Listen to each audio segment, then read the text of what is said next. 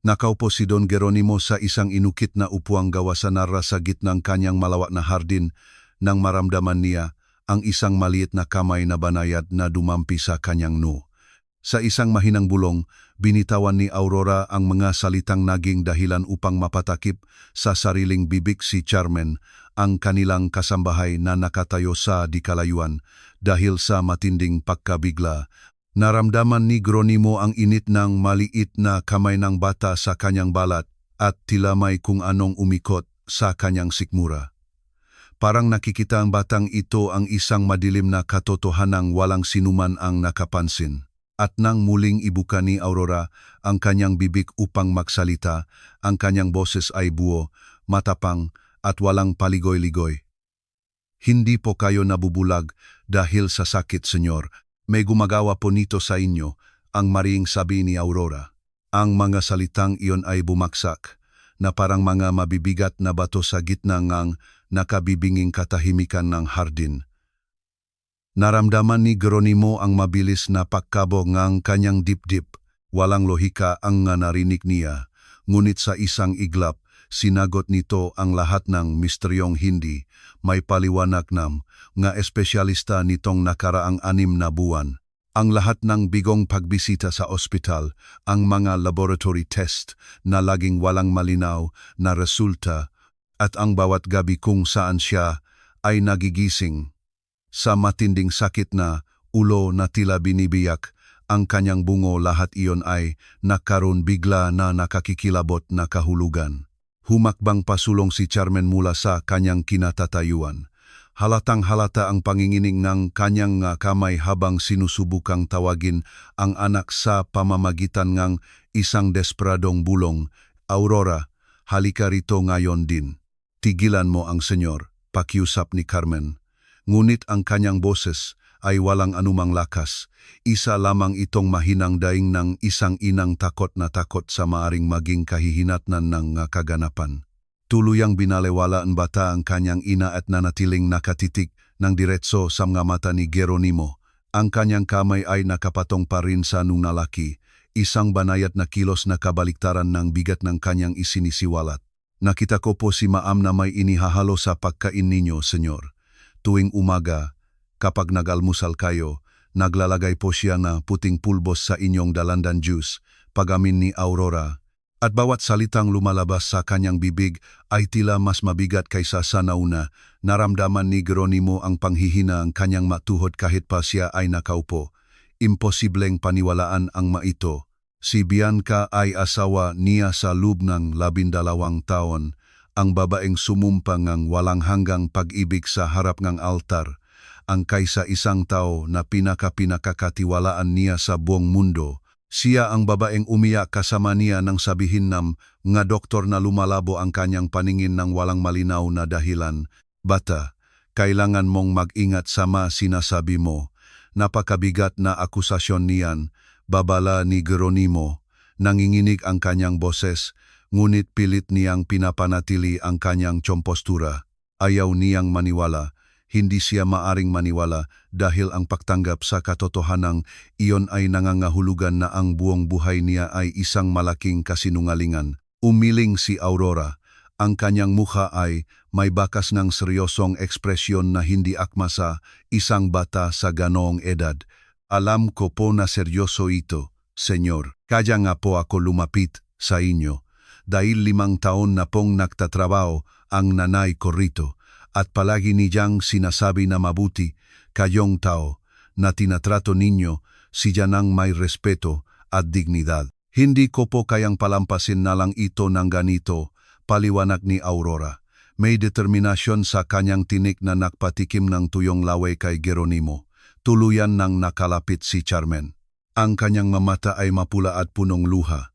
Alam niyang maaring maging kapalit nito ay ang kanyang trabaho. Maari nitong sirain ang kaisa-isang pinakukunan niyang kabuhayan upang may taguyod ang anak, ngunit hindi na rin niya kayang dalhin ang bigat ng lihim ng mag-isa. Senyor Geronimo, patawarin po ninyo ang anak ko. Hindi po siya dapat nakikialam ng ganito, sabi ni Carmen, ngunit ang kanyang tinik ay walang bahit ng paninindigan. Tila ba humihingi siyang tawad para sa isang bagay na alam niyang kailangang sabihin. Ibinahaling ni Geronimo ang kanyang mukha sa direksyon ng boses ni Carmen. Kahit nanlalabo ang paningin, damang-daman niya ang desperasyon nege kasambahay. Nararamdaman niyang may mas malaking puwersang gumagalaw sa paligid nila. Carmen, nakita mo rin ba? Nakita mo ba si Bianca na may inilalagay sa pagkain ko? Tanong ni Geronimo at ang kanyang boses ay mas matatag na ngayon dahil kailangan niya nga kasagutan. Kailangan niyang maintindihan kung ano ang nangyayari sa kanyang buhay. Natahimik si Carmen ng ilang segundo, tumingin siya sa anak, tumingin kay Geronimo, at huminga ng malalim bago tuluyang magsalita. Opo, senyor. Nakita ko po. Ilang beses ko na pong nakita sa mga nakalipas na buwan, pero natakot po akong magsalita. Natakot po akong mawalan ng trabaho. Natakot po ako sa kung ano ang mangyayari sa akin at sa anak ko, pag-amin ni Carmen. At nang lumabas ang mga salita sa kanyang bibig, nakaramdam siya ng makahalong ginhawa at matinding takot. Hinagot ni Geronimo ang kanyang mukha gamit ang dalawang kamay, inalis pansamantala ang kanyang dark glasses at kinusot ang mamatang walang tigil sa paggapdi. Masyadong mabigat ang impormasyong ito para iproseso. Imposibleng isipin na ang babaeng katabi niya sa pagtulog gabi-gabi ay unti-unti siyang sinisira. Bakit niya gagawin iyon? Wala kaming problema, hindi kami nagaway. Ibinigay ko ang lahat ng gusto niya, sabi ni Geronimo. May halong totoong sakit sa kanyang boses, ang sakit ng isang taong nakikitang gumuguho ang lahat ng kanyang pinaniniwalaan sa loob lamang ng ilang minuto. Lumingon si Aurora sa kanyang ina at umiling si Carmen, ngunit alam ngang bata na hindi na siya pwedeng manatiling tahimik.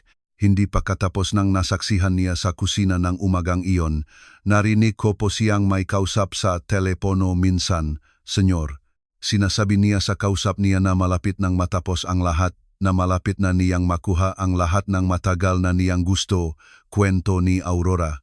Ang masalitang iyon ay parang isang matinding suntok sa sikmura ni Geronimo. Muli niyang isinuot ang kanyang dark glasses. Hindi dahil nasisilaw siya sa liwanag, kundi dahil ayaw niyang makita nila ang maluhang nagsisimulang mamuo sa kanyang mga mata. Luhang dulot ng galit, na matinding kalungkutan at na malalim na pagkakanulo. Gaano katagal mo na itong napapansin? Tanong ni Geronimo kay Carmen. Kailangan niyang malaman kung gaano kalalim ang pagtatraidor na ito. Kailangan niyang maunawaan kung gaano nakatagal siyang nilalason sa loob mismo ng kanyang sariling pamamahay. Pinunasan ni Carmen ang mga luha sa kanyang pisngi gamit ang likod ng kanyang kamay. Napansin ko po ito sa unang pagkakataon, 4 na buwan na ang nakararaan, senyor, pero baka po nagsimula pa ito ng mas maaga. Hindi ko po masabi ng sigurado, sagot ni Carmen. Ang kanyang boses ay mas matatag na ngayon, tila ba ang pagsasabi ng katotohanan ay nag-alis ng napakabigat na dalahin sa kanyang mabalikat. Nanatiling tahimik si Geronimo, inaalala ang lahat ng nangyari sa mga nakalipas na buwan, ang masakit na ulo na bigla na lang nagsimula, ang paningin na unti-unting lumabo, ang doktor na walang mahanap na paliwanag. At ngayon, lahat ay nakaroon ng malinaw, malupit at makadurog pusong kasagutan. Saan niya itinatago iyon? Nasaan ang lason na iyon? Tanong ni Geronimo. May bakas ng pagmamadali sa kanyang boses dahil kailangan niyang ebidensya, kailangan niyang konkretong patunay bago komprontahin si Bianca. Tumingin si Aurora sa kanyang ina, tila humihingi ng basbas para magpatuloy sa pagsasalita. Tumango lang si Carmen. Wala nang atrasan ito, nasabi na ang katotohanan at ngayon ay kailangan nilang harapin ang susunod na hakbang. Tinatago niya po iyon sa isang maliit na bote sa loob ng kanyang bag, senyor. Yung bag na palaging nasa loob ng kwarto ninyo. Akala niya po walang nakakakita, pero nakita ko po nang tinutulungan ko si nanay na maglinis ng kwarto, paliwanag ni Aurora. Ang bawat detalyang ibinibigay niya ay nagpapaging toto, mas konkreto at mas nakakatakot sa buong sitwasyon. Nahirapang tumayo si Geronimo mula sa inukit na upuan. Nanginginig ang kanyang binti kaya kinailangan niyang humawak sa sandalan para hindi matumba. Mabilis na hinawakan ni Aurora ang kanyang braso para alalayan siya at nakaramdam si Geronimo ng matinding pasasalamat para sa matapang na batang ito na isinugal ang lahat para sabihin ang totoo. Kailangan kong makita, iyan nga sarili kong mga mata.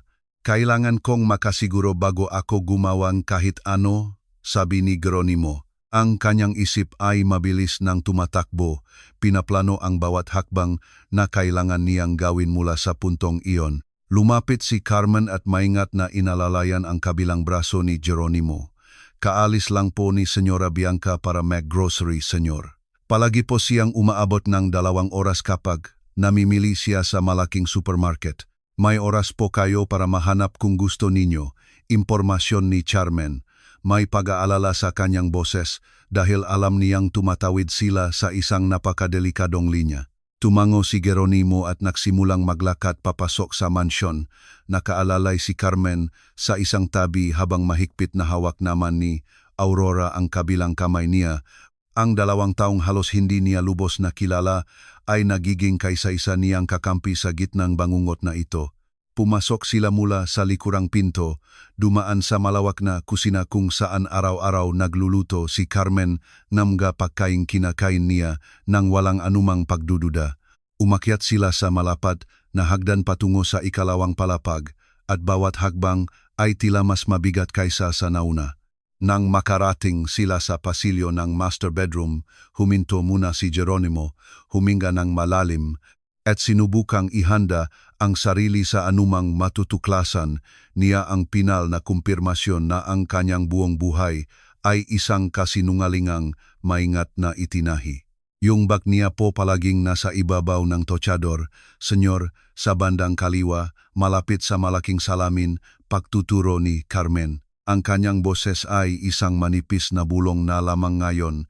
Tila ba kung lalakasan niya ito ay baka biglang bumalik si Bianca bago ang inaasahang oras. Pumasok si Geronimo sa kwartong ibinabahagi niya sa kanyang asawa sa loob. Maraming taon ang lugar kung saan sila bumuo en masayang alaala nagplano para sa kinabukasan at kung saan gumising siya tuwing umaga sa tabi nito nang walang kamalay-malay na unti-unti siyang pinapatay. Binitawan ni Aurora ang kanyang kamay at dumiretso sa tochador. Kinuha nito ang mamahaling leather bag na iniregalo pa mismo ni Geronimo kay Bianca noong nakaraang kaarawan nito at dinala ito sa kanya. Nandito po, senyor, ang bag, sabi ni Aurora habang iniabot ang bagay sa nanginginig na mga kamay ni Geronimo. Hinawakan niya ang bag ng buong pag-ingat, tila ba isa itong bomba na anumang oras ay sasabog. Dahan-dahan niyang binuksan ang zipper at kinapa ang lube, hinahanap ang maliit na bote na binanggit ni Aurora. Nakapangadaliri niya ang wallet, lipstick, mga panyo at pagkatapos ay isang bagay na naiba maliit at malamig. Ito ba ang bote? Tanong ni Geronimo habang nilalabas ang bagay mula sa bag at inilalapit sa kanyang mukha para subukang aninawin ito. Lumapit si Aurora at tiningnan ito ng maigi. Opo, senyor, iyan nga po. Iyan mismo ang ginagamit niya tuwing umaga, kumpirma ni Aurora at ang kanyang boses ay punong kalungkutan. Mahigpit na hinawakan ni Geronimo ang bote, ramdam ang lamig ng salamin sa kanyang palad at sa sandaling iyon, bumaksak sa kanya ang buong bigat ng katotohanan. Wala nang pagdududa. Wala nang espasyo para sa pagkakaila. Talagang sinusubukan siyang sirain ni Bianca sa isang malamig, kalkulado at malupit na paraan. Kailangan kong malaman kung ano ang nasa loob nito. Kailangan kong ipasuri ito sa isang eksperto, sabi ni Geronimo, at ang kanyang boses ay mas nakaroon ng autoridad. Ngayon, unti-unting pinapalitan ng galit ang kalungkutan isang malamig at kontroladong galit. Ipinatong ni Carmen ang kanyang kamay sa balikat ni Geronimo. May kilala po ba kayong pwedeng gumawa niyan ng hindi nakakapukaw ng hinala? Isang taong mapagkakatiwalaan? Tanong ni Carmen. Laging isinasaalang-alang ang mga praktikal na detalye. Nag-isip sandali si Geronimo, inisa-isa sa isip ang lahat ng kanyang koneksyon at naalala si Dr. Enriquez. Ang doktor na sumusubaybay sa kanya sa loob ng maraming taon, isang maingat at kagalang-galang na tao na tiyak na makakatulong sa kanya. Oh, may kilala ako. Dadalhin ko ito sa kanya ngayon din. Desisyon ni Geronimo, maingat na itinatago ang bote sa panloob na bulsa ng kanyang coat. Tiningnan siya ni Aurora gamit ang malalaki at nag-aalalang mamata. Magiging ayos lang po ba kayo? Wala po ba kayong gagawing mapanganib? Tanong ng bata, ang purong pag-aalala ay malinaw sa boses nito. Bumaba si Geronimo upang magpantay ang kanilang paningin. Kahit hindi niya makita ng malinaw, nararamdaman niya ang presensya ng matapang na batang ito na nagpabago sa lahat. Magiging ayos lang ako, Aurora. Dahil sa iyo at sa nanay mo, baka nailigtas ninyo ang buhay ko, sabi ni Geronimo at maingat na tinapik ang balikat ng bata. Lumapit si Carmen at niyakap ang kanyang anak. Tahimik na tumulo ang kanyang luha dahil alam niyang wala nang babalik sa normal pagkatapos ng araw na ito. Ngunit sa parehong pagkakataon, pakiramdam niya'y gumawa siya ng isang tamang desisyon. Senyor Geronimo, ano po ang gagawin ninyo kapag nalaman ninyo kung ano ang nasa boteng iyan? Kokomprontahin niyo po ba si Senyora Bianca? Tanong ni Carmen. May takot sa kanyang tinig. Takot sa kung ano ang maaring mangyari kapag sumabog na ang katotohanan.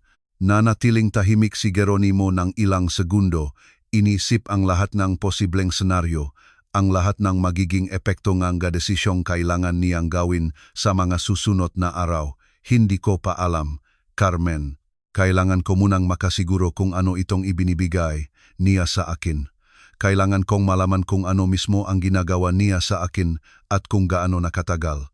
Saka pa lang ako magdedesisyon kung ano ang gagawin, sagot ni Geronimo. Ang kanyang boses ay pagod, dala ang bigat ng lahat ng kanyang natuklasan. Muling hinawakan ni Aurora ang kanyang kamay.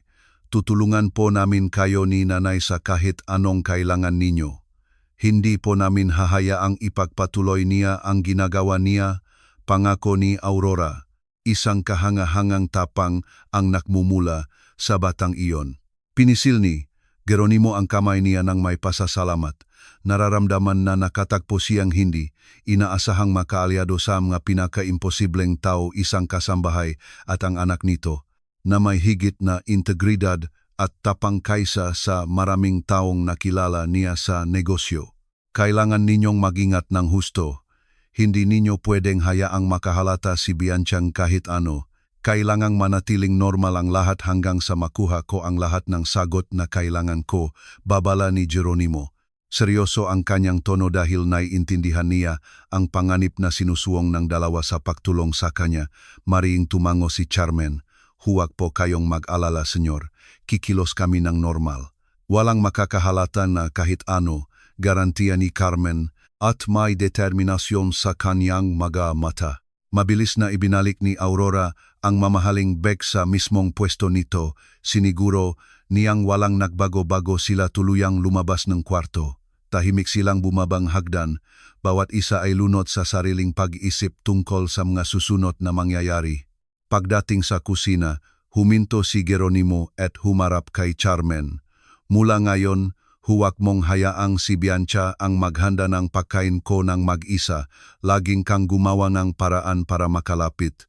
Gumawa kang anumang palusot, pero huwag mo siyang iwang mag-isa sa kahit anong kakainin o inumin ko.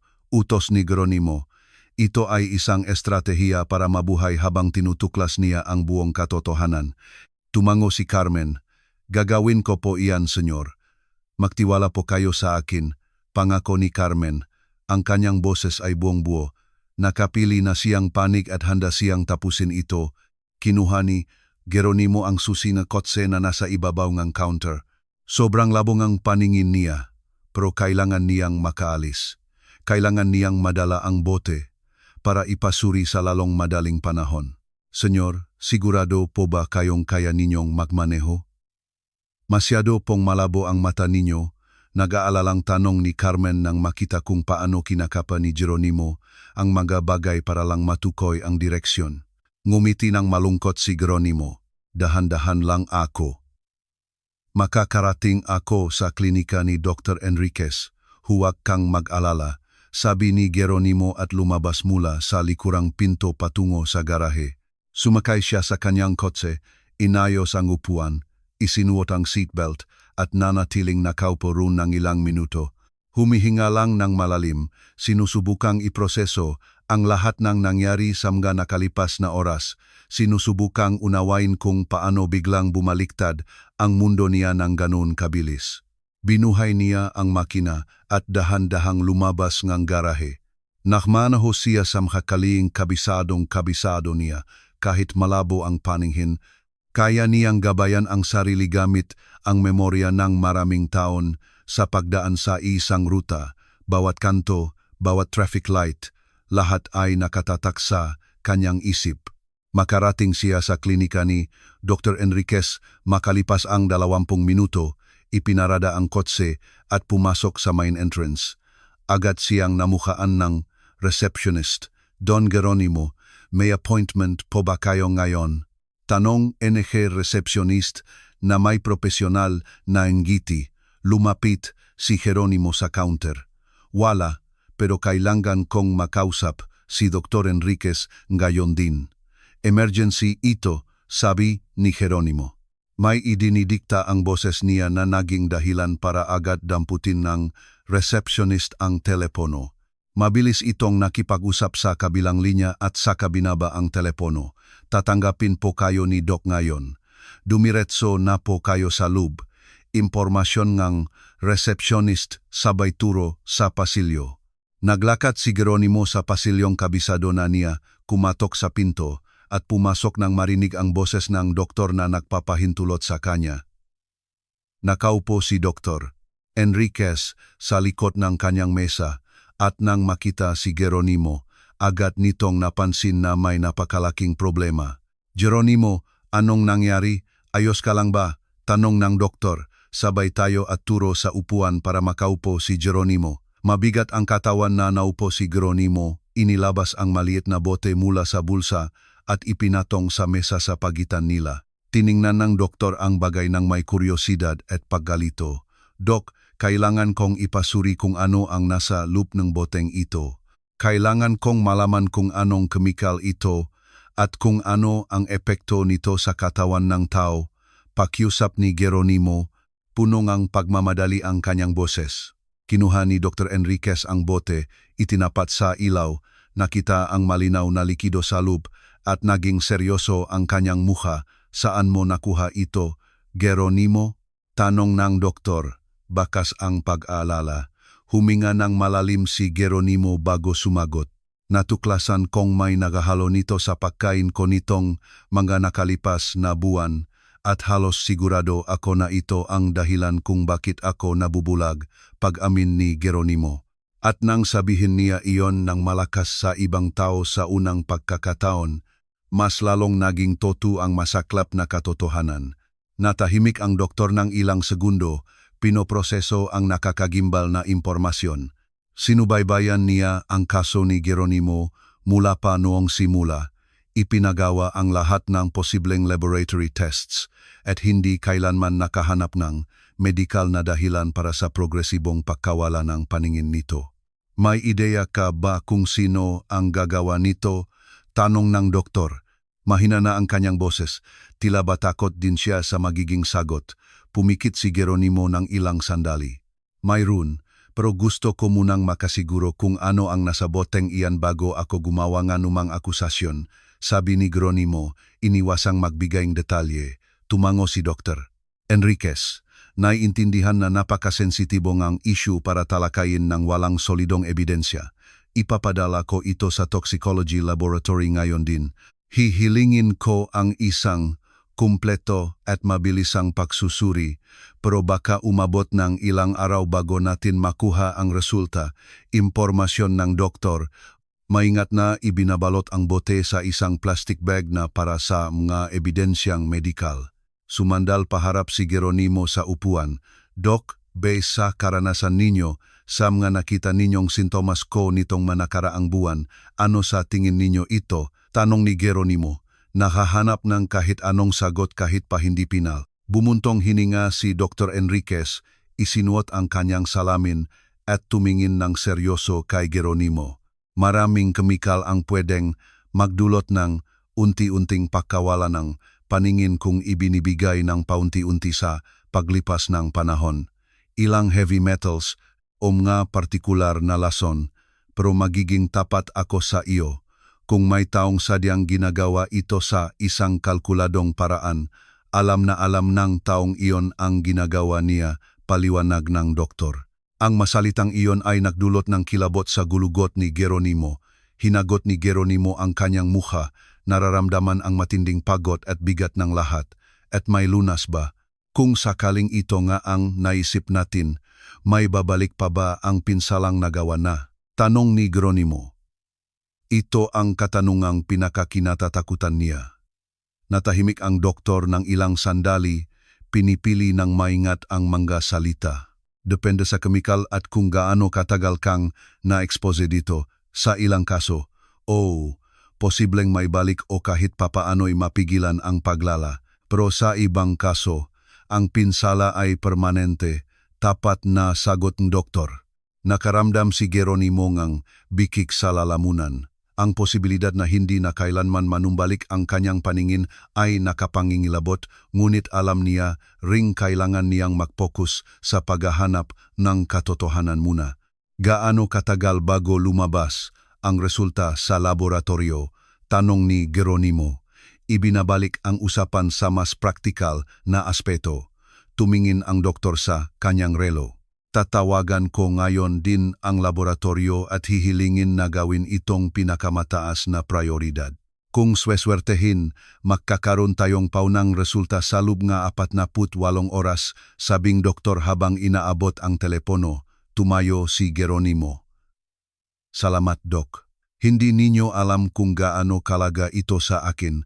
Pasasalamat ni Geronimo, basag ang boses. Tumayo rin si Dr. Enriquez at tinapik ang kanyang balikat. Geronimo, nasa ligtas ka bang kalagayan? Alam bang taong gumagawa nito na natuklasan mo na? Tanong ng doktor, mababakas ang tunay na pag-alala, umiling si Geronimo. Hindi niya alam at kailangan ko itong panatilihing lihim hanggang sa makuha ko ang lahat ng ebidensya, hanggang sa malaman ko kung ano ang dapat kong gawin, sagot ni Geronimo. Alam niyang kailangan niyang maging estratehiko. Mas diniinan ng doktor ang hawak sa balikat niya. Mag-ingat ka ng husto, Geronimo, kung may taong kayang gawin ito sa iyo. Hindi natin alam kung hanggang saan ang kaya niyang gawin kapag naramdaman niyang natuklasan na siya, babala ang doktor. At ang mga salitang iyon ay nag-eko sa isip ni Geronimo. Lumabas siya nga klinika, bumalik sa kotse at naupo roon ng ilang minuto, nakatingin sa kawalan sa likod ng kanyang dark glasses. Inaalala ang bawat detalye ng nga nakalipas na taon. Sinusubukang mahanap nga mga palatandaan na hindi niya napansin, sinusubukang intindihin kung kailan ba eksaktong sinimulang planuhin ni Bianca ang lahat ng ito. Pinaandar niyang muli ang makina at nagsimulang magmaneho pauwi. Ngunit sa pagkakataong ito, mas maingat ang bawat galaw niya. Bawat desisyon ay pinag-isipan ng makalawa dahil alam niyang nasa totoong panganib siya na namumuhay siya kasama ng isang taong gustong puksain siya. Pagdating niya sa bahay at pagkapasok sa pangunahing pinto, narinig niya ang nga boses mula sa kusina. Nakilala niya ang boses ni Bianca na kinakausap si Carmen tungkol sa hapunan at kinailangan niyang gumamit ng napakalaking lakas para kontrolin ang kanyang emosyon upang hindi magpahalata na alam na niya ang lahat. Babe, nandito ka na pala. Nag-alala ako. Umalis ka ng walang paalam. Salubong ni Bianca mula sa pasilyo na may matamis na ngiti sa labi. Ang mismong ngiting iyon na minahal niya ng napakaraming taon ay tila isang nakapangingilabot na maskara ngayon. Pilit na ngumiti si Geronimo. May kailangan lang akong ayusin sa trabaho. Ayaw na kitang maabala, pagsisinungaling ni Geronimo, at bawat salita ay tila pumupunit sa kanyang kaluluwa. Lumapit si Bianca at hinawakan ang braso niya ng may huwad na pagmamahal. Okay ka lang ba? Mukha kang pagod. Gusto mong ipagtimpla kitang juice. Kakatimpla ko lang ng fresh na dalandan. Alok ni Bianca. at ang masalitang iyon ay nakpaikot sa sikmura ni Geronimo. Kinailangan niyang gamitin ang buong pagpipigil sarili upang hindi itabik ng marahas ang kamay ng asawa. Hindi na kailangan babe. Wala akong ganang uminom ngayon. Aakyat na lang siguro ako para magpahinga, dadadalan, sabi ni Geronimo at nagsimulang umakyat ng hagdan bago pa man ito makapilit. Nanatiling nakatayo si Bianca sa ibaba ng hagdan, pinakmamasdan siyang umakyat. At sa isang saglit, naramdaman ni Geronimo ang bigat ng paningin ng asawa sa kanyang likuran.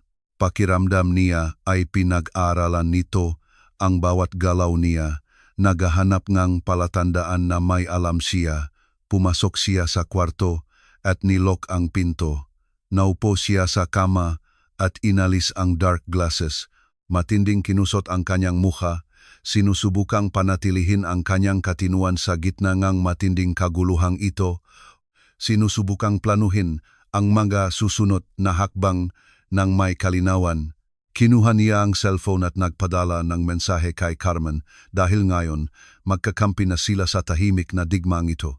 Kailangan nilang magtulungan para matuklasan ang buong katotohanan nang hindi pumupukaw ng hinala. Dumating ang sagot makalipas ang ilang minuto, isang simpleng nandito lang po ako, Senyor, kakayanin natin ito.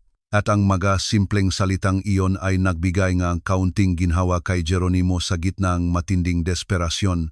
Humiga siya sa kama, nakatingin sa kisame na halos hindi na niya maaninaw, at sa unang pagkakataon sa loob ng maraming buwan, hinayaan niya ang sariling umiyak.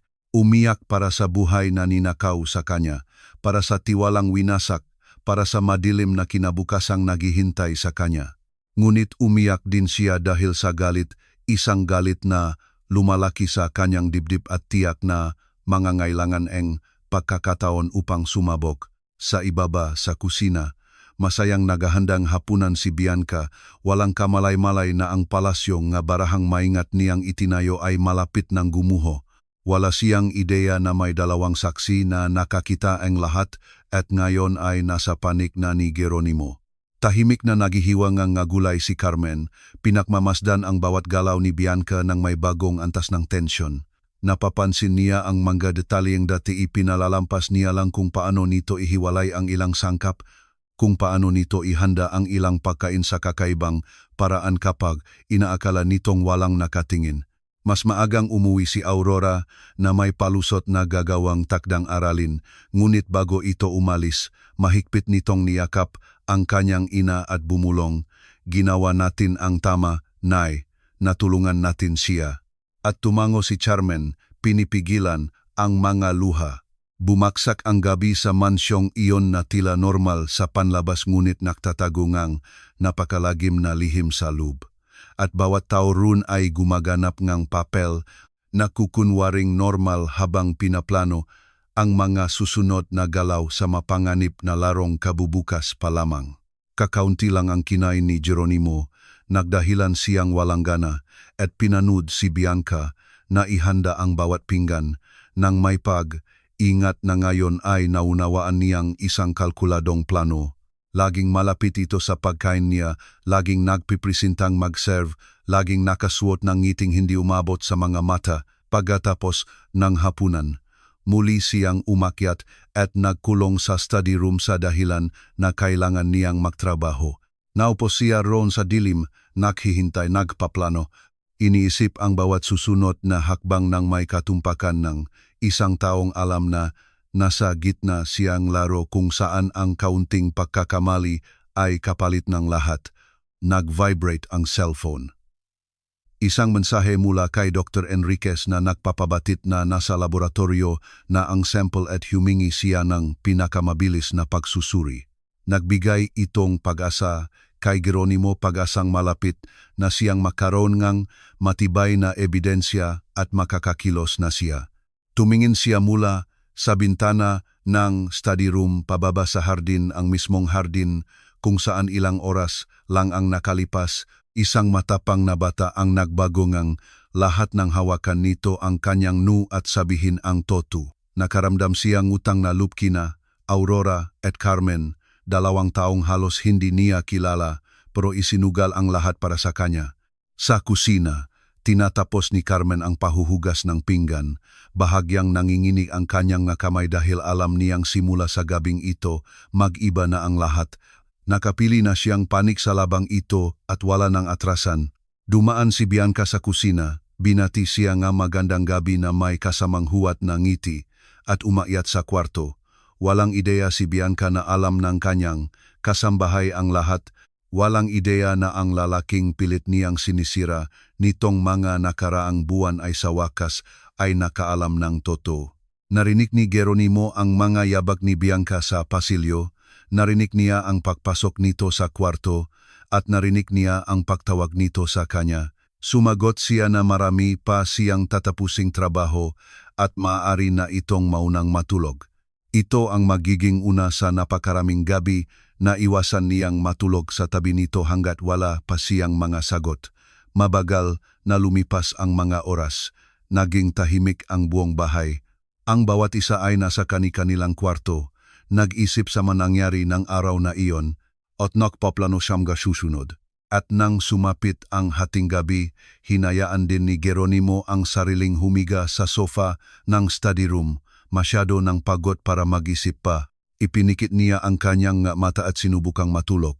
Ngunit ang maimahe nga araw na iyon ay hindi tumitigil sa pag-ikot sa kanyang isipan ang maliit na kamay ni Aurora sa kanyang noo, ang mga salita nito na umaalingaw-ngaw sa kanyang tainga, ang malamig na bote sa kanyang kamay, at ang tingin ni Carmen na puno ng pinahalong kaba at tapang. Naghalo-halo ang lahat sa isang buhawi nga emosyon na hindi siya pinagpapahinga. Sa isang punto ng madaling araw, nakatulog din siya isang mababaw na tulog na puno ng bangungot kung saan siya ay nakakulong sa isang madilim na lugar, sumisigaw ngunit walang lumalabas na boses. Pagising niya ilang oras ang lumipas nang tumagos ang unang sinangang araw sa bintana, alam niyang simula pa lamang ito at ang mga susunod na araw ay magiging mas mahirap.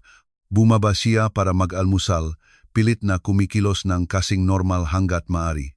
Nasa kusina na si Bianca, naghahanda, at naroon din si Carmen, pinagmamasdan ang bawat galaw nito na parang isang lawin. Tinutupad ang pangakong huwag iwan si Bianca na mag-isa kasama ang pakain ni Geronimo. "Good morning, babe. Ipinahanda kita ng paborito mong almusal at ng fresh na dalandan juice," bati ni Bianca. Kasing tamis ngang pulot ang boses nito. Naupo si Geronimo sa hapag. Mabilis ang tibok ngang puso niya pero pinanatili niyang blanko ang ekspresyon ng kanyang mukha. "Salamat pero pakiramdam ko prutas lang ang kaya kong kainin ngayon. Wala akong masyadong gana," sabi ni Geronimo at nakita niya ang pagbabago sa mukha ni Bianca. Sa isang iglap isang mabilis na rumahistrong inis na agad nitong itinago. Lumapit si Carmen. "Senyor Geronimo, gusto po ba ninyong ipagtimpla ko kayo ng mango banana shake? May sariwang saging at mangga po tayo," alok ni Carmen. Ito ang naisip niyang paraan para maprotektahan si Geronimo nang hindi nakakahalata si Bianca. Tumango si Geronimo.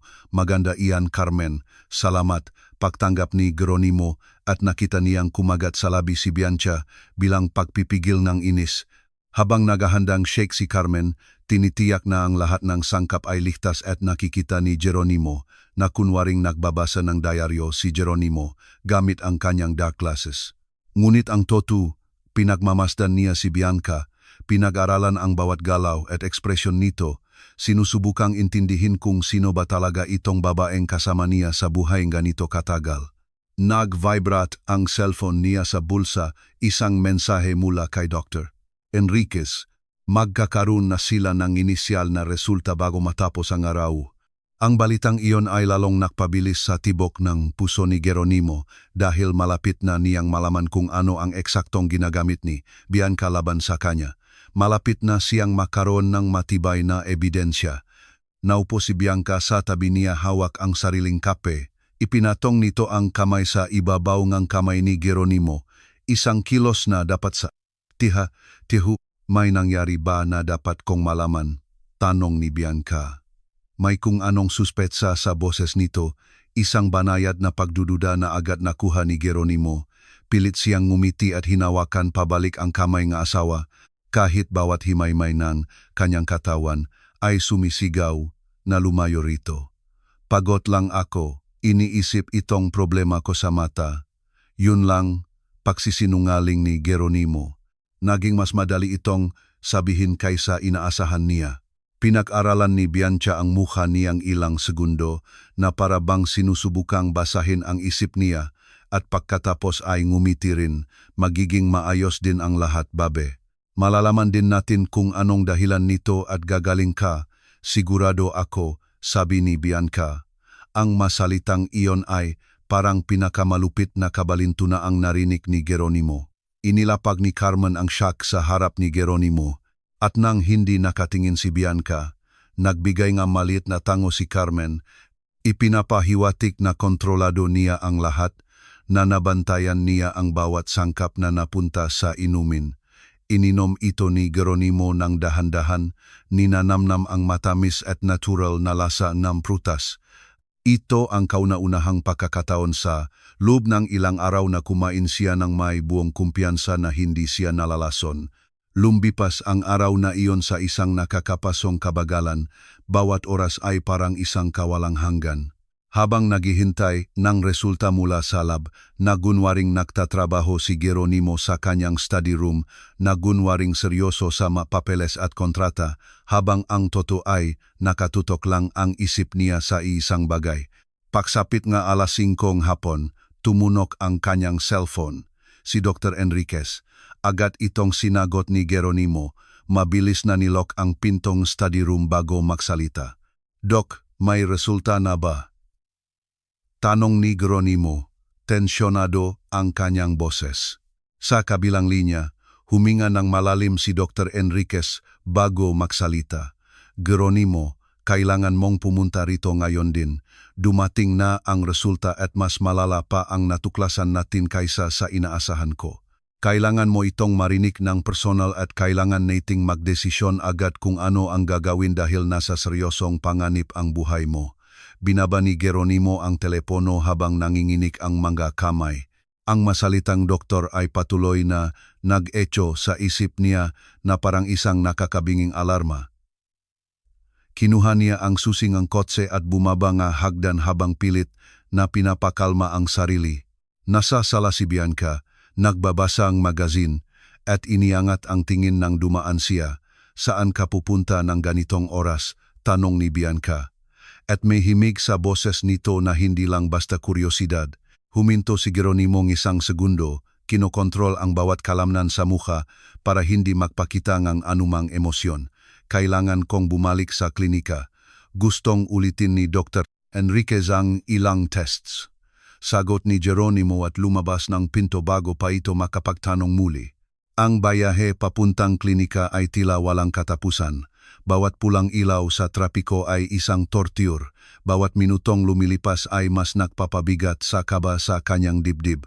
Pagdating niya roon, naghihintay si Dr. Enriquez na may matinding seryoso sa muka na hindi pa kailanman nakita ni Geronimo.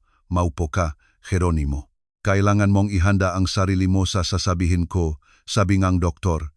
Isinasara ang pinto ng klinika ng maingat at inihila ang isang upuan papalapit sa kanya.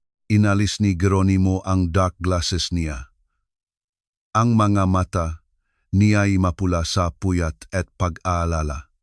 Sabihin niyo na po, Dok, kailangan kong malaman ang lahat. Pakiusap niya. At naging matatag ang boses niya sa kabilang takot.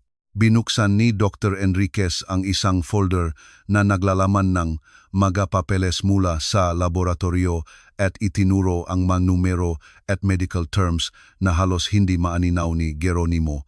Ang likido na dinala mo sa akin, Geronimo. Naglalaman itong thallium.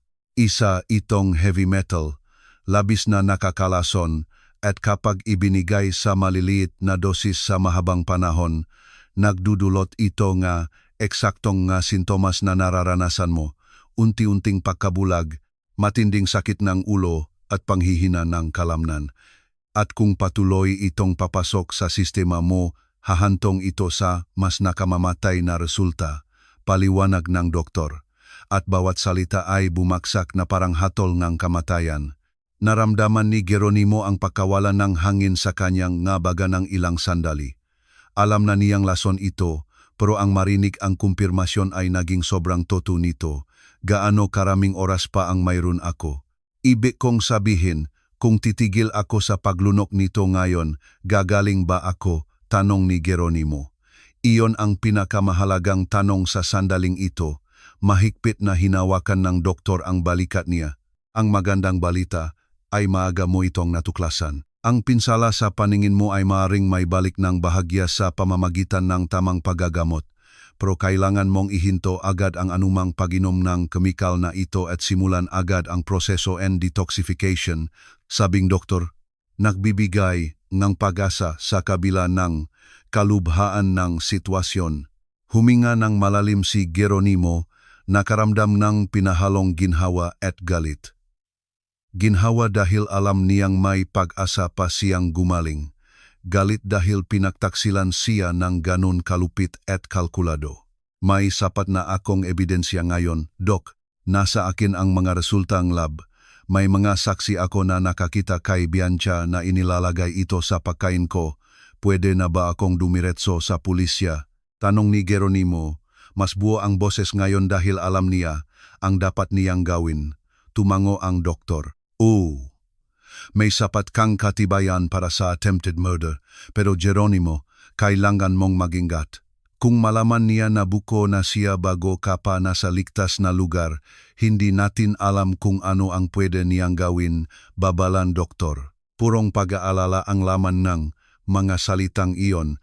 Itinago ni Geronimo ang mga dokumento mula sa doktor. Magakopya iyon ng resulta ng lab konkretong ebidensya sa ginawa ni Bianca. Pupunta ako sa presinto ngayon din, hindi na ako pwedeng maghintay. Bawat araw na lumilipas ay panganib para sa akin at sa mga taong tumulong sa akin. Pinal na desisyon ni Geronimo, tumayo mula sa upuan ng may panibagong lakas. Tumayo rin si Dr. Enriquez. Gusto mong samahan kita? Pwede akong magbigay na salaysay bilang doktor mo. Alok nito, nagpapakita ang suporta. Pinisil ni Geronimo ang kamay nito bilang pasasalamat. Hindi na muna ngayon, Dok, pero kailangan ko ang formal na salaysay ninyo sa lalong madaling panahon. Sa ngayon, sapat na itong media resulta nilab, sabi ni Geronimo at tuluyang lumabas ni klinika diretso sa pinakamalapit na istasyon nega pulisya. Pagdating sa presinto, humingi si Geronimo ngang pagkakataong makausap ang hepe, ipinaliwanag ang sitwasyon at tinanggap siya ni Police Captain Marcelo, isang middle-aged na pulis na may seryoso at profesional na muka. Don Geronimo, maupo po kayo. Ikwento ninyo sa akin mula sa simula ang buong nangyayari. Utos ang kapitan, kinukuha ang kanyang balpen para maktala. Huminga ng malalim si Geronimo at sinimulang ikwento ang lahat mula sa unang araw na naramdaman niya ang sintomas 6 na buwan na ang nakalipas hanggang sa ginawang pagsisiwalat ni Aurora sa hardin, ang paghahanap sa bote, ang pag-aral ni Dr. Enriquez at ang mga resulta mula sa laboratorio na nagpapatunay ng thallium. Nakikinig ng mabuti ang kapitan, nagbibigay ng mga partikular na katanungan at humihingi ng karagdagang detalye. At nang matapos si Geronimo, nanatiling tahimik si Captain Marcelo ngilang sandali para iproseso ang buong istorya. Napakabigat na sitwasyon ito, Don Geronimo. Ang panlalason ay isang karumal-dumal na krimen. At base sa kinwento ninyo at sa mga ebidensyang dala ninyo, may sapat na batayan tayo para magsagawang formal na investigasyon at humingingan warrant of arrest. Paliwanag ng kapitan, ang kanyang boses ay puno ng autoridad at paninindigan. Nakaramdam si Geronimo ngang malaking tinik na nabunot sa kanyang dibdib. Sa wakas, isang taong may kapangyarihan ang seryosong kumikilos. Hindi na siya mag-iisa sa labang ito. Ano po ang kailangan kong gawin ngayon? Paano po gumagana ang proseso mula rito? Tanong ni Geronimo. Sumandal paharap si Captain Marcelo. Una, gagawin nating formal ang reklamo. Pipirma kayo ngang isang detalyadong sworn statement. Pagkatapos, kukuha ako ng search warrant para sa bahay ninyo at warrant of arrest para sa asawa ninyo. Kailangan din natin ang salaysay na mga saksing nabanggit ninyo ang inyong kasambahay, na si Carmen at ang anak niyang si Aurora. Detalye ngang kapitan habang hinahanda ang mapormularyo. Gumugol si Geronimo ngang higit 2 oras sa presinto. Inulit ang bawat detalye para sa opisyal na record, pumirma nga dokumento, at nagbigay ngang impormasyon tungkol sa asawa, sa routine ng bahay, at sa lahat ng makakatulong. Nang matapos, tumayo ang kapitan at kinamayan siya. Don Geronimo, hihilingin ko na huwag na muna kayong umuwi ngayon. Mahalaga na manatili kayo sa isang ligtas na lugar habang inihahanda namin ang operasyon para bukas, nega umaga. Mayroon tayong protocol para sa mga biktima ng ganitong yuring krimen, payo ng kapitan. Doon natanto ni Geronimo na tuluyan ng nakbago ang kanyang buhay, hindi na siya maaring bumalik sa bahay na matagal nang naging tahanan niya. Nagbook si Geronimo ng kwarto sa isang kalapit na hotel. Nag-text siya kay Carmen na ligtas na siya, na nakapunta na siya sa pulis at hindi sila dapat mag-alala ni Aurora dahil malapit nang matapos ang lahat. Ang sagot ni Carmen ay mabilis. Salamat sa Diyos, Senyor. Ipinagdarasal po namin ito. Nagbigay ni kapanatagan kay Geronimo ang mensaheng giyon. Pumasok siya sa hotel, nag-check-in, at umakyat sa kwarto. Nang malok niya ang pinto at sa wakas ay mapag-isa, pinayagan niya ang lahat ng emosyon na bumalot sa kanya.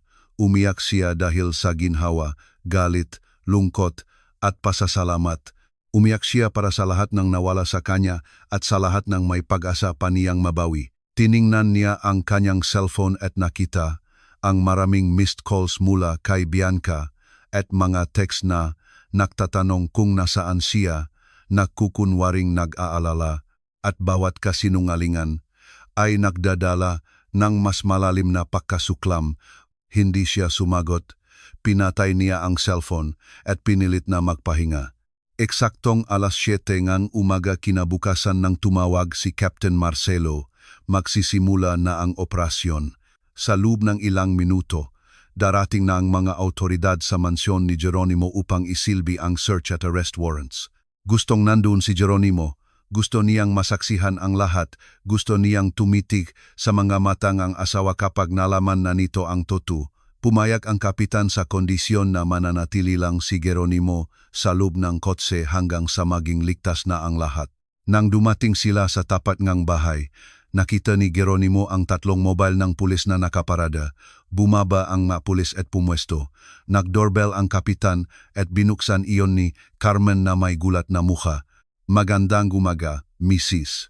Ako si Police Captain Marcelo. May hawak po kaming search warrant para sa bahay na ito at warrant of arrest para kay Bianca. Nandiyan po ba siya? Tanong ang kapitan, sabay pakita nga dokumento. Binuksan ni Carmen ng tuluyan ang gate, nanginginig ang makamay niya pero pilit niyang pinanatili ang tapang. Opo, kapitan. Nasa sala po siya, nakakape. Sagot ni Carmen at tumabi upang papasukin ang pangkat.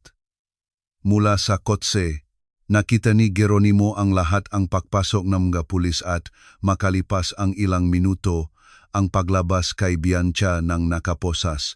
Sumisigaw ang babae na kalokohan ang lahat ng ito, na nakakamali sila, na wala siyang ginagawang masama. Ngunit nang magtakpo ang paningin nila ni Geronimo mula sa bintana ng sasakyan, huminto ito sa pagsigaw at namutla dahil sa sandaling iyon, alam na niyang tapos na ang maliligayang araw niya. Lumapit ang kapitan sa kotse ni Geronimo. Nahanap namin ang bote na inilarawan mo eksakto kung saan mo sinabi. Bukod pa roon, nahanap din namin ang iba pang maliliit na bote na nakatago sa isang sikretong kompartimento sa loob ng closet niya. Nag-imbak siya, pinapatunayan nito na malinaw ang premeditation, ulat ng kapitan, dahil sa nalaman, nakaramdam ngang matinding hilo si Geronimo. Ang isipin na mas marami panglaso ng nakatago na ang plano pala nito ay isang pangmatagalang pagpatay. Isinakay si Bianca sa patrol car, patuloy na nagpoprotesta at nagkakaila, ngunit kumpleto na ang ebidensya ng mga pulis. Sa wakas, lumabas si Geronimo mula sa kotse. Nanghihina ang mga binti niya pero kailangan niyang pumasok sa bahay. Kailangan niyang makita si Carmen at magpasalamat muli. Pagkapasok niya, nadatnan niya si Carmen sa kusina na yakap-yakap si Aurora. Pareho silang umiyak dahil sa matinding ginhawa. At nang makita nila si Geronimo, tumakbo si Aurora at mahigpit siyang niyakap. Ayos lang po ba kayo? Sobrang nag-alala po kami, hindi po nakatulog si nanay kagabi. Basag ang boses ni Aurora. Yumuko si Geronimo at mahigpit na ginantihan ng yakap ang bata. Sa kanya niyakap din si Carmen. Dahil sa inyong dalawa, buhay ako. Dahil sa katapangan ninyo, hindi na makakapanakit pa ang babaeng iyon sa iba. Punong sinseridad ang bawat salita ni Geronimo. Pinunasan ni Carmen ang kanyang maluha. Senyor Geronimo, patawad po kung hindi ko agad sinabi. Dapat noong una pa lang nakita ko, sinabi ko na po. Naging duwag po ako, sabi ni Carmen. Naroon pa rin ang bigat ng konsensya sa kanyang boses. Umiling si Geronimo. Hindi ka duwag, Carmen. Pinoprotektahan mo lang ang anak mo. Naintindihan ko iyon ng lubos. Ang mahalaga, sa tamang oras ay nagkaroon kayo ng tapang na gawin ang tama at iyon ang nagpabago sa lahat, sagot niya ng may buong katapatan. Pumasok ang kapitan sa kusina kasama ang mga forensic expert na kumuha ng litrato at kumolekta ng iba pang ebidensya mula sa mga lugar kung saan madalas ihanda ni Bianca ang pagkain. Don Geronimo, kailangan namin ang formal na salaysay nina Carmen at Aurora. Pwede ba silang pumunta sa presinto ngayon? Tanong NG Kapitan. Tumingin si Geronimo kay Carmen na agad namang tumango. Opo, Kapitan. Pwede po kaming sumama ngayon din, di ba Carmen? Kumpirma ni Geronimo. Tumango si Carmen, sabay kuha sa bag at sa maliit na backpack ng bata. Sabay-sabay silang nakpunta sa presinto. Nagbigay ng detalyadong salaysay ang mag-ina. Kinuwento nila ang lahat ng nakita nila. Bawat pagkakataong nasaksihan nilang inilalagay ni Bianca ang lason sa pagkain ni Geronimo. Idetalye pa ni Aurora ang narinig nitong usapan sa telepono. At ang bawat salita ay nakatulong sa pagbuo ng mas matibay na kaso. Sa gitnang interogasyon, patuloy sa pagkakaila si Bianca sa umpisa, ngunit nang ihain sa kanya ang mapruweba mula sa laboratorio, ang mga boteng nahanap sa bahay, ang salaysay nina Carmen at Aurora, at higit sa lahat, nang malaman niyang nakakuha si Geronimo sample at napatest ito ng palihim, tuluyan ng gumuho ang kanyang depensa. Ginawa ko iyon dahil hindi niya kailanman binigay ang nararapat para sa akin. Masyado siyang perpekto, masyadong tama, ayaw, mag-take ng risk, ayaw, mabuhay ng toto. Gusto kong higit pa, deserve kong higit pa, pagamin ni Bianca, at ang masalita niya ay puno ng amargura at pagkamakasarili. Nagpatuloy ang pagtatanong ng pulisya, at ano ba talaga ang plano mo? Bulagin siya, tapos ano? Pagdi ng investigador. Yumuko si Bianca. Gagawin ko siyang nakadepende sa akin para hayaan niya akong kontrolin ang lahat ang pera, ang negosyo, lahat. At kapag dumating ang tamang panahon, dadagdagan ko ang dosis hanggang sa mangyari ang hindi maiwasan, pagamin niya. Kinumpirma nga salitang iyon ang pinakamasama, hindi lang gusto nitong magnakaw, gusto nitong tapusin ang kanyang buhay. Pinanot ni Geronimo ang bahagi ng interogasyon mula sa likod ng one-way mirror. Pinayagan siya ng kapitan na makita at marinig ang pagamin ng babaeng minahal niya. Iyon na marahil ang isa sa pinakamasakit na naging karanasan niya sa buong buhay niya, ngunit ito rin ay nagbigay ng pinal na pagsasara, isang kumpirmasyon na ang taong ito ay hindi ang inakala niya. Sa mga sumunod na araw, kumalat ang kaso sa buong bansa. Nagviral sa social media ang kwento ng isang mayamang negosyante na iniligtas ang katapangan ng isang bata at ang ina nitong kasambahay. Naipublish sa mga balita ang kaso at maraming nahanap kay Geronimo para sa mga interview. Nagdesisyon siyang magpa-interview ng minsan lang para pasalamatan sa publiko sina Aurora at Carmen at upang ipaalam sa lahat na kung hindi dahil sa kanila, malamang ay patay na siya ngayon. Ang 2 taong ito na halos hindi ko kakilala ay isinugal ang lahat para sa akin kahit marami silang pwedeng mawala. Pwedeng nawalan si Carmen trabaho, pwede siyang napahamak ng husto, pero pinili niyang gawin ang tama. At si Aurora, isang 10 taong gulang na bata na may higit na tapang at integridad kaysa sa maraming matatanda na nakilala ko, deklara ni Geronimo sa National TV at ang kanyang mga salita ay nakpaluha sa marami. Pagkatapos ng interview, kinausap ni Geronimo si Carmen at nag-alok ng isang proposition. Carmen, alam kong napakahirap ng lahat ng ito para sa inyo ni Aurora. Gusto kong gumawa ng isang bagay bilang pagtanaw ng malaking utang na loop. Gusto kong sagutin ang pag-aaral ni Aurora sa isang magandang pribadong paaralan mula ngayon hanggang kolehiyo at gusto ko ring itaas ng malaki ang sahod mo.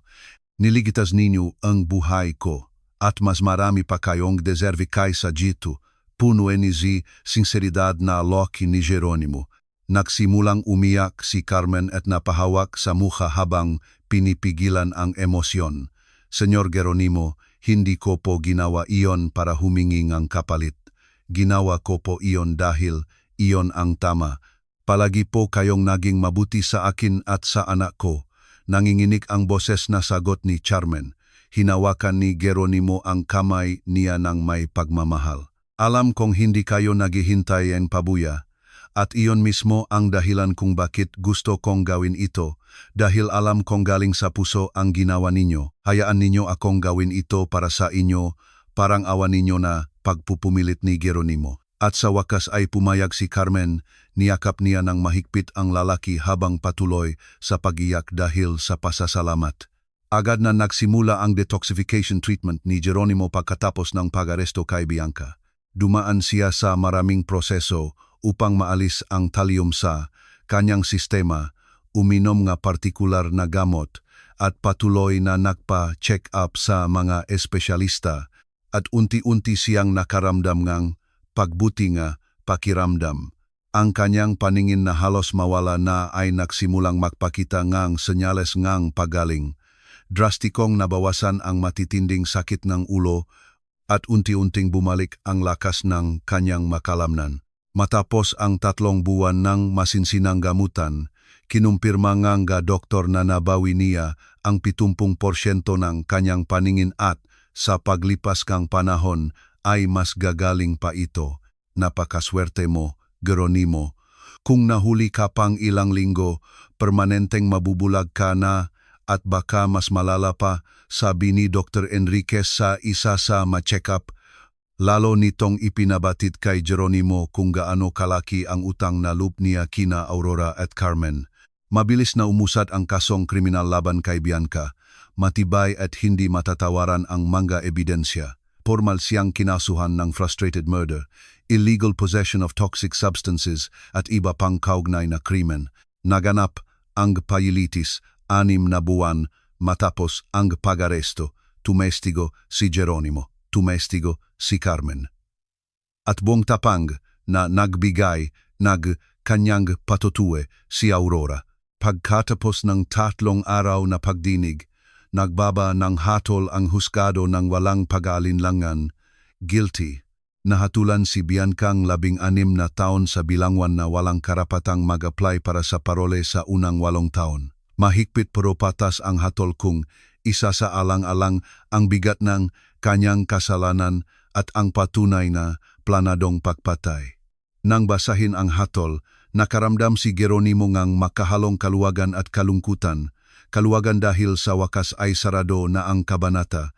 Kalungkutan dahil ito ang babaeng ninais niyang makasama habang buhay.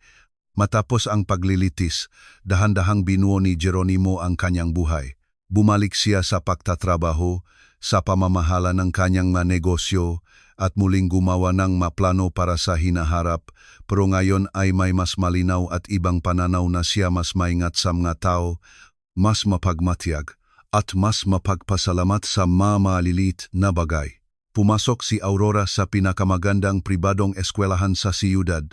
Nagustuhan niya ang pag-aral, nakilala ng mabagong kaibigan, at laging masayang kinukwento kay Geronimo ang lahat ng kanyang natutunan. Naging parang ikalawang ama si Jeronimo sa kanya, laging nandiyan, laging nakasubaybay sa paglaki niya at laging proud sa bawat tagumpay niya. Patuloy na nagtrabaho si Carmen kay Jeronimo, pero sa napakagandang kondisyon na may mataas na sahod, kumpletong benepisyo at higit sa lahat, ang respeto at walang hanggang pasasalamat ng taong iniligtas niya. Bumalik din siya sa pag-aaral. Nag-enroll siya sa isang culinary course dahil noon pa man ay hilig na niya ang magluto at ngayon may sapat na siyang kakayahan para tuparin ang sariling pangarap. Isang taon matapos ang malagim na pangyayari, nag-organisa si Jeronimo nga isang espesyal na hapunan sa kanyang mansyon. Inimbitahan niya sina Carmen, Aurora, Dr. Enriquez, Captain Marcelo at ilang mataong naging bahagi ng kanyang pagbangon. Sa kalagitnaan ng hapunan, tumayo si Jeronimo upang magbigay ng maikling talumpati. Tinipon ko kayo rito ngayong gabi para magpasalamat. Isang taon na ang nakalipas, unti-unti kong nawawala ang paningin ko, ang kalusugan ko, at ang buhay ko nang hindi ko naiintindihan ang nangyayari. At ang katapangan ng nga kahangahangang taong ito ang nagligtas sa akin, si Aurora, nasa edad na 10, ay buong tapang na nagsabi sa akin ng katotohanan kahit alam niya ang panganib. Si Carmen, na piniling gawin ang tama kahit na posibleng mawala ang lahat sa kanya. Si Dr. Enriquez, na kumilos ng mabilis at seryoso. Si Captain Marcelo, na tinrato ang kaso ko ng may matinding dedikasyon. Ang bawat isa sa inyo ay naging instrumento, at hinding-hindi ko iyon makakalimutan, naluluhang pahayag ni Jeronimo. Nakaupo si Aurora sa tabi ngang ina, ngumiti kay Jeronimo ngang isang purong ngiti ngang bata, at itinaas ang kanyang basong juice para mag-alayng toast. Para po kay Don Jeronimo, na siyang pinakamabait na taong nakilala ko, sabi ni Aurora. At sabay-sabay nilang itinaas ang kani-kanilang mga baso. Pinunasan ni Carmen ang luha na tumulo sa kanyang pisngi, tumingin sa kanyang anak ng may malaking pagmamalaki at pagkatapos ay tumingin kay Jeronimo ng may matinding pasasalamat. Dahil ang lalaking ito ay hindi lang basta kumilala sa ginawa nila, kundi binago ang buhay nila sa isang paraang hindi nila kailanman inasahan. Tumayo rin si Dr. Enriquez. Jeronimo, 30 taon na ako sa medisina. Marami na akong nakitang mahihirap na kaso, pero ito ang nag-iwan ng pinakamalalim na marka sa akin, hindi dahil sa komplikasyong medikal kundi sa pinakita ninyong pagpapakatao sa katapangan at sa kabutihan. Masaya akong makita kang magaling na at napapaligiran ng taong talagang may paki sa iyo, pagdeklara ng doktor. Pinalakpakan ang masalita niya.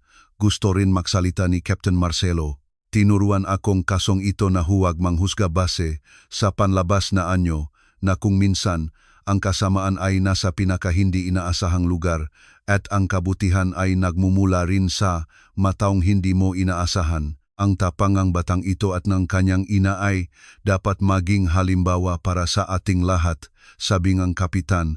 Itinuturo sina Aurora at Carmen. Nagpatuloy ang pagdiriwang ng punong pasasalamat. Ang masasarap na pagkain ay personal na niluto ni Carmen, may mga tawanan, kwentuhan at pagpaplano para sa magandang hinaharap. At sa kauna-unahang pagkakataon, naramdaman ni Jeronimo na napapaligiran siyang matotong tao. Pagkatapos ng hapunan, nang makaalis na ang mga bisita at tanging sina Carmen at Aurora na lamang ang natirang naglilikpit, tinawag ni Jeronimo ang dalawa pabalik sa hardin, ang mismong hardin kung saan nagsimula ang lahat 1 taon na ang nakararaan. Naglakad sila patungo sa inukit na upuang Nara kung saan hinawakan ni Aurora ang niya noong araw na iyon. Naupo silang tatlo at nanatiling tahimik ng ilang minuto, pinakikinggan ang paghuni ng kuliglig. Alam niyo bang binago ninyo ng tuluyan ang buhay ko, di ba? Basak ni Jeronimo sa katahimikan. Isinandal ni Aurora ang kanyang ulo sa balikat ni Jeronimo. At binago rin po ninyo ang buhay namin, Don Jeronimo. Hindi na po kailangang magtrabahong nanay sa 3 magkakaibang lugar. Nasa pinakamagandang eskwelahan po ako. at may tunay na tahanan na po kami. Seryosong sagot ng bata. Hinawakan ni Carmen ang kamay ni Geronimo. Lagi po akong magpapasalamat sa inyo, hindi lamang dahil sa ibinigay ninyo sa amin, kundi dahil tinrato ninyo kami ng may dignidad simula pa noong unang araw. Kayo po ay totoong napakabuting tao, madamdaming sabi ni Carmen. Ngumiti si Geronimo, isang totoong ngiti na matagal na niyang hindi nararamdaman dahil nahanap na niya sa wakas ang kapayapaan. Naintindihan niya na ang pamilya ay hindi palaging sa dugo, na ang katapatan ay hindi nabibili, at kung minsan ang pinakamahalagang tao sa ating buhay ay dumarating sa pinakahindi inaasahang pagkakataon. Ang masumunod na buwan ay nakdala pa ang mas maraming positibong pagbabago. Nagpasya si Geronimo na magtayo ng isang foundation sa pangalan ni Aurora, naglalayong tulungan ang mga bata mula sa mahihirap na pamilya na makakuha ng magandang edukasyon. Kinamit niya ang bahagingang kayamanan para bumuong isang bagay na may pangmatagalang epekto sa maraming buhay. Ang inaugurasyon ng foundation ay naging napaka-emosyonal na kaganapan. Dinaluhan ng mga opisyal ng gobyerno, mga guro, at higit sa lahat, nandun sina Aurora at Carmen sa entablado sa tabi niya nang gupitin niya ang ribbon. Ang foundation na ito ay nabuo dahil sa katapangan, isang 10 taong gulang na bata na piniling gawin ang tama kahit mahirap. At bilang parangal sa kanya at sa lahat ng batang karapat-dapat ng magandang oportunidad, nandito tayo ngayon, anunsyo ni Geronimo. Nagbigay ng standing ovation ang mga manunod. Kinakabahan si Aurora sa dami ng atensyon, pero nang pakiusapan siya ni Geronimo na magsalita, humugot siya ng tapang at lumapit sa mikropono. Palagi pong itinuturo sa akin ng nanay ko na mahalagang gawin ang tama kahit nahihirapan tayo. At ginawa ko lang po ang pakiramdam ko ay dapat kong gawin. Sobrang saya ko po na nakatulong ito kay Don Geronimo. At mas masaya po ako ngayon dahil ang ibang mabata ay makakaroon din ng magandang pagkakataon dahil dito. Sabi ni Aurora at naging basag ang boses nito sa dulo, pero tinapos niya ang kanyang talumpati ng punong dignidad, pumalakpak ng malakas ang madla. Maraming tao ang maluha-luha dahil ang kwento ni Aurora ay malalim na nakaantik sa buong komunidad. Pinatunayan nito na buhay pa rin ang kabutihan at katapangan, at palaging may saysay ang paggawa ng tama. Sa paglipas ng mga taon, lumago ang foundation at nakatulong sa dandang bata. Personal na naging abala si Geronimo sa proyekto, bumibisita sa mga eskwelahan, nakikipag-usap sa mga batang tinutulungan at binabantayan ang paglagong ng mga programa. Ang maito'y nagbigay sa kanyang bagong layunin sa buhay. Lumaki si Aurora, naging isang napakatalinong dalaga.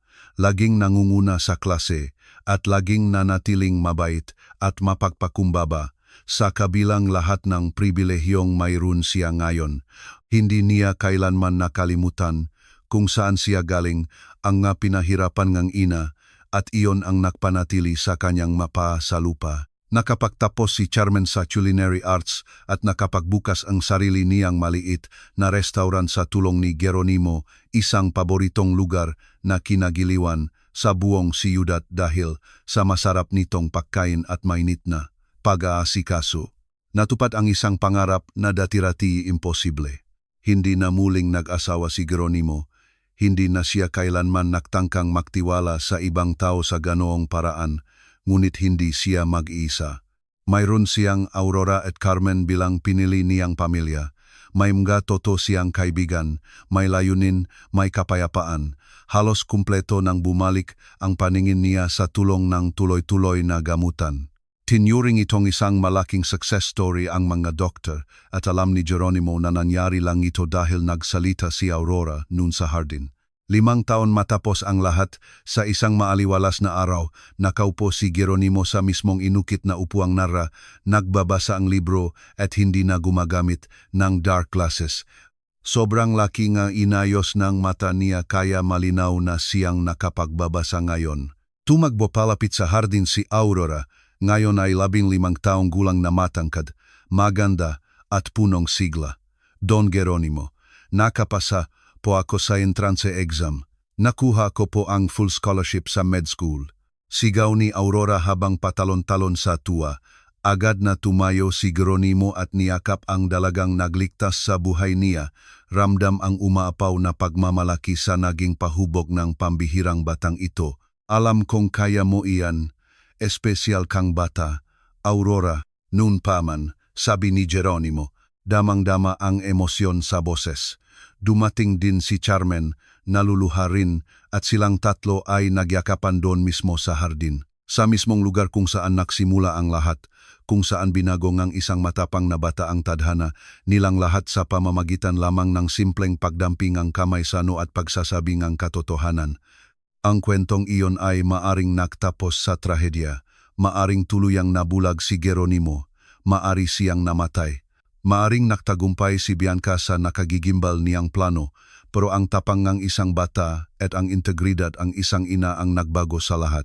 Pinatunayan nitong mahalaga ang paggawa ng tama, na laging lalabas ang katotohanan, na ang kabutihan ay hindi kahinaan, at kung minsan, ang mga anghel na nagliligtas sa atin ay nakmumula sa pinaka hindi inasahang anyo. Tiningnan ni Geronimo sina Aurora at Carmen sa ilalim ng ginintuang liwanag ng hapon at napagtanto niyang nakatakpo siyang isang bagay na higit pa sa lahat ng kayamanang naipon niya sa kanyang buhay. Nahanap niya ang isang tunay na pamilya. Nakita niya ang tunay na layunin ng buhay. Nahanap niya ang malalim na pasasalamat sa bawat araw na siya ay humihinga. At higit sa lahat, natutunan niya na ang tiwala ay dapat maingat na ibinibigay at na mayroon pa ring matao sa mundo na karapat dapat paglaanan nito. Nagpatuloy ang buhay sa natural na daloy nito, may tagumpay at may mga pagsubok. Pero ngayon, hinaharap na ito ni Geronimo na may bagong pananaw, mas may kamalayan, mas nagpapasalamat at palaging napapaligiran ng dalawang taong naging sentro ng kanyang mundo. Si Aurora, na patuloy na nagniningning sa bawat gawin nito, at si Carmen, na hindi lamang naging tagapaglingkod, kundi naging pinakamatapat at mapagkakatiwalaang kaibigan niya. At dito, sa harding ito kung saan minsan, ang isang muntik-muntikang mabulag na negosyante ay nakaramdam. Sa damping kamay ngang isang bata, patuloy na namumukatkat ang buhay, nagpapatunay na kahit sa pinakamadilim na kabanatang ang buhay, laging nakakahanap ngang paraan ang liwanag upang sumikat sa pamamagitan ng katapangan, ng katotohanan, at ng tunay na pagmamahalan ng mataong pinipiling gumawa ngang tama, gaano man kabigat ang kapalit nito. Kung naantik ang kwentong ito at nakarating ito sa iyo sa tamang panahon, ipaalam sa amin kung ano ang naramdaman mo. Ibahagi ito sa isang espesyal na tao at patuloy na sundan ang mga kwentong patuloy na kumakausap sa puso.